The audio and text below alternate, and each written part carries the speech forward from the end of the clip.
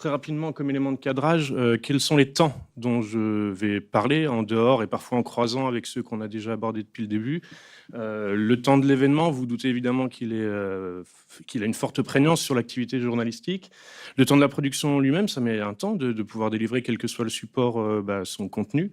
Le temps de l'usager lui-même, et bien souvent, puisque je vous disais que vous vous positionnez en tant qu'usager, vous en manquez. Vous voudriez sans doute lire davantage, vous voudriez regarder sans doute davantage les productions audiovisuelles, etc.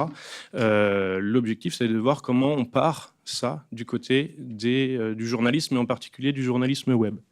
Évidemment, le numérique amplifie le phénomène de ces trois temps qui se croisent et qui forcent à l'accélération. Je ne reviendrai pas sur ce qui a été dit tout à l'heure, mais ayez à l'esprit, en tout cas je tente à chaque fois de l'avoir, que ce que j'évoque ici n'est pas nouveau. Simplement, il prend des modes différents. La question centrale que je vous propose, c'est d'essayer de savoir comment ce temps, et pourquoi, et dans quelle mesure, il est volé aux usagers. Ce qui est volontairement une approche provocatrice qui ne m'appartient pas.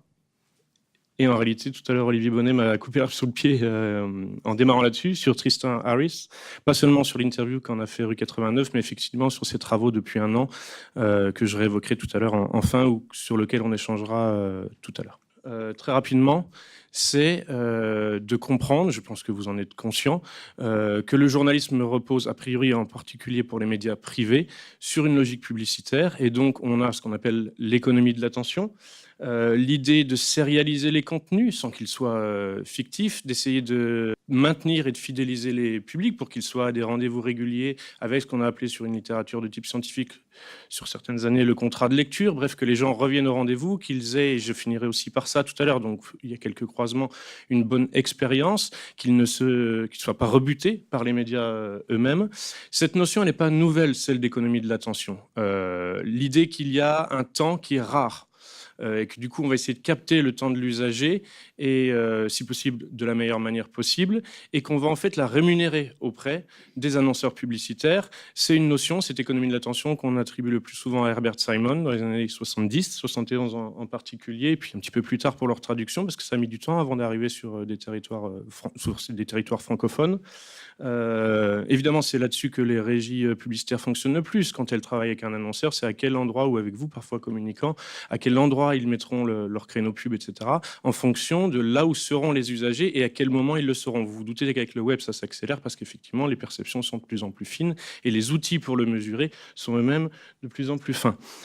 Ça pose une question de disponibilité. Vous connaissez par cœur la phrase de Patrick Lelay quand il a finalement mis sur la table publique, pas par provocation, mais ce qui était la réalité du métier d'un média comme TF1, le plus puissant d'Europe à l'époque, du temps de cerveau humain disponible. Évidemment, Tristan Harris va au-delà en parlant de temps volé. On a un consentement à payer du côté de ce que va être l'investissement financier, mais il y a aussi un consentement à consommer, à accorder du temps à une production. Et là aussi, c'est pas totalement nouveau. Si vous réfléchissez à certains formats, il est inclus dans leur titre même qu'ils sont sur le temps en termes de journalisme. Le journal Le Temps lui-même, qui existe évidemment dans d'autres contrées que la France, a existé en France, je vous le rappelle, avant la Deuxième Guerre mondiale. Le journal 20 minutes, il est basé sur quoi? Sur le fait que les gens vont pouvoir accorder 20 minutes quand ils sont dans les transports en commun, en particulier en région parisienne, mais pas que. La formule très récente des échos week-end, donc l'année dernière, est basée sur le même principe, rappeler la temporalité et penser que les lecteurs ciblés ici vont avoir une consommation différente de ce que peut être la production quotidienne, qu'elle soit print et web, des équipes des échos, ici sur un temps plus magazine. Comment est-ce qu'on capte le temps ?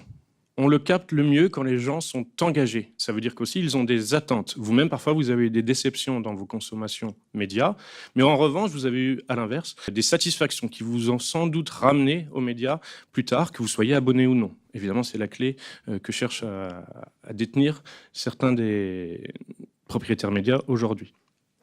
Alors, en réalité, il faut savoir que votre temps, il est compté, mais qu'il n'y a pas de surinformation. On ne produira jamais assez d'informations. Simplement, on est sur une surstimulation, dit le chercheur François Heinrichs, c'est-à-dire qu'on a l'impression qu'on ne peut pas tout consommer et qu'on n'aura jamais un temps assez long pour le faire. Donc il y a parfois cet effet de pile pour ceux qui sont abonnés à un journal papier. Il y a parfois cette impression qu'on veut faire des captures écran, retenir des liens, etc. Même dans vos pratiques professionnelles, on n'aura jamais le temps de tout lire, de tout consommer. Donc on essaie de le faire de la façon la plus écologique ou la plus intéressante possible, de leur donner du sens. On y est venu tout à l'heure, on y reviendra. Ça n'est pas possible, on est surstimulé, il faut faire avec. L'autre point, c'est que malgré tout, il y a des mesures métriques d'usage par les publics en particulier des productions médias ou journalistiques. Attention, parce que j'inclurai parfois ce qui est de l'ordre du news, l'actu, mais les médias produisent aussi une dimension magazine, et bien souvent, dans les grands groupes, elles sont liées en réalité à des productions de divertissement qui sont, elles, bien plus rentables. Le dernier numéro de Communication et Langage, donc la revue scientifique, on a avec deux collègues travaillé sur Google, y compris pour essayer de repenser en réalité ce qu'est ce référencement et tout ce qu'il cache en termes éditoriaux, comment il influence les contenus. L'autre point, c'est les rédactions qui travaillent avec Chartbeat, c'est-à-dire qui essaient de suivre les tendances, pas seulement avec Google Analytics, mais en flux continu, pour produire des articles qui vont être ceux qui, à tel moment, vont convenir à tel public, mais qui, une heure plus tard, pour ce même public ou pour un autre, va porter sur un autre sujet. C'est pas un mythe. Réellement, dans la rédaction de BuzzFeed, par exemple, mais comme dans d'autres, vous avez des stats réels sur lesquels, du coup, vous allez pouvoir mettre des journalistes pour produire en un temps court. Évidemment, c'est là que se pose la question des contenus dits adéquats. La question est de savoir s'ils le sont réellement. L'autre point, je le disais en préambule, est-ce qu'on va coller au rythme des lecteurs ? Et ça, aujourd'hui, provoque deux types de stratégies. Je vous ai mis ici celle qui est sans doute la plus caricaturale et qui correspond à votre vision de l'accélération et du temps court. Pour avoir discuté avec John Henley, qui est un des stratégistes de The Guardian, il m'expliquait, et parce qu'ils ont fait le constat, comme d'autres rédactions depuis 3-4 ans, que les moments où les cibles visées, en particulier de ces journaux prestigieux, mais c'est le cas aussi du Monde.fr par exemple, sont le matin quand vous vous levez, 6 ou 7 heures du matin, et parfois le soir avant d'aller vous coucher, sur les applis mobiles en particulier, donc à 23 heures, il ne leur était pas possible d'avoir des équipes qui travaillent à ce moment-là, sauf à leur donner des rythmes particuliers. Ils ont trouvé une autre solution, c'est de détacher les équipes. Donc on n'est pas réellement sur de la délocalisation. On n'est pas réellement à faire des envoyés spéciaux. On n'est pas réellement non plus à aller envoyer un journaliste parisien ou ici londonien aux États-Unis pour couvrir l'actu américaine, ni sur des pigistes. On envoie des gens qui étaient initialement dans la rédac à Londres aux États-Unis pour prendre le relais. Donc c'est des micro-équipes, 3-4 personnes, à 17h. Heure française ou heure londonienne, vous avez le relais qui est pris par les Américains, parce qu'il est plutôt pour eux, pour pouvoir produire sur la fin de journée équivalente Europe des contenus. Et inversement, à 1h du matin, heure française, ce sont des équipes en Australie, 3-4, là aussi, personnes, qui prennent le relais pour que vous ayez des contenus frais, de type desk, c'est-à-dire produits depuis le bureau. Ils ne vont pas vous produire des infos news australiennes, pour que quand vous ouvriez votre appli, vous avez un sentiment de fraîcheur de l'info. Un autre aspect sur le web qui m'intéresse, c'est de voir qu'il y a de plus en plus d'indicateurs de temps. Évidemment, vous y êtes habitué depuis longtemps sur les players vidéo, c'est-à-dire que vous visionnez, avant de visionner, vous vous engagez, le terme que j'utilisais tout à l'heure, pour un temps de consommation, en voyant par exemple sur YouTube que la vidéo va durer 2 minutes 30 ou 12 minutes. Et il y a fort à parier d'ailleurs que vous vous engagerez davantage si elle fait 2 minutes 30. Aujourd'hui, il y a pour la partie écrite des temps de lecture estimés qui se fondent sur la moyenne de 200 mots par minute, lus par un lecteur moyen. Et vous les trouvez en haut, en général, de l'article, ce qui veut dire qu'avant même que vous scrolliez, ce que vous descendiez dans l'article, vous savez plus ou moins pour quel type de durée vous vous engagez. Et ça n'existait pas pour ce qu'était l'écrit, évidemment. L'autre dimension, parce qu'il me faut évidemment accélérer, c'est cette dimension de temps volé que je discutais tout à l'heure.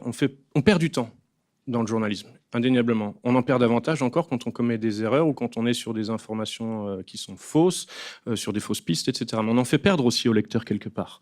Il y a cette tyrannie de l'urgence. Elle est assez évidente. Le journaliste, il produit vite, parfois trop vite.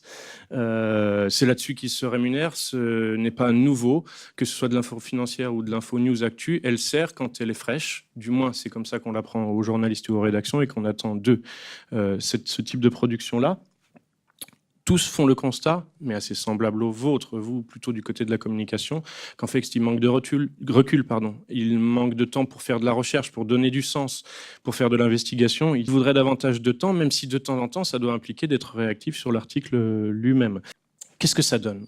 Que quand ils se plantent, ils vous perdent, vous, usagers, ils perdent leurs usagers et du coup, ils ne se rémunèrent plus. Donc, à vouloir aller trop vite, parfois, c'est l'inverse de ce qu'ils cherchaient à avoir, y compris en termes de business et d'économie de l'attention que j'évoquais tout à l'heure.